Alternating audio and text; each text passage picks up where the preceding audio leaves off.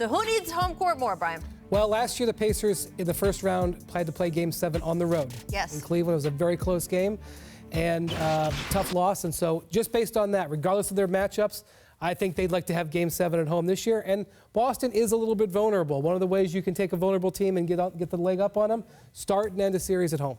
Indiana's a tough team at home as well. So whoever wins this game. You're with whoever wins that game. Whoever wins this game. If Boston wins this game, it shows me that these guys are ready. They know what's really at stake. They're going to have Al Horford might be out.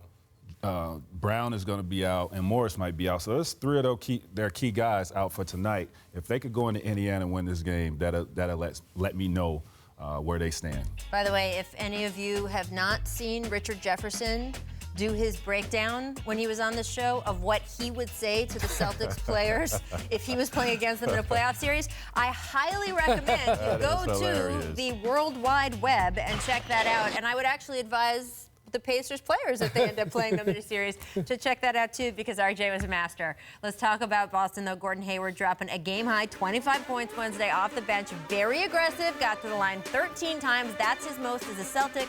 Here is what Kyrie Irving said to the Boston Globe about Hayward after the game. Quote, "We are best when he's looking for his shot. He's a great facilitator, but we need G to score. I told him that, and I'm going to keep telling him to stay aggressive and be him and just really be that 20-point scorer that he was." So, Tracy, you know what it's like to come back from a huge injury. And Gordon had said it this year, he just feels like he's not himself. Not like that. Well, that's true. But you've come back from being out for a long time. Well, and do you know that feeling of when Kyrie says, oh, he's just got to be the guy he used to be? It's not that easy, right? Yeah, here we are at the end of the season. I can understand that from the standpoint of him trying to feel his way in the beginning and the middle of the season, but we're at the end. He should be at a point where he's extremely confident, he knows where he's going to get his shots, and he should be aggressive, because in order for them to advance, he's going to have to be that 20-point scorer. That's just what it is. I think he's capable of doing that.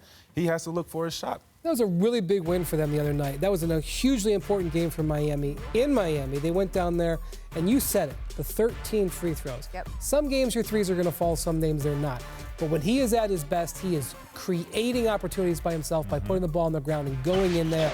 If he keeps doing that to mix up his game, that's the Gordon Hayward who was an all-star player in Utah. Absolutely.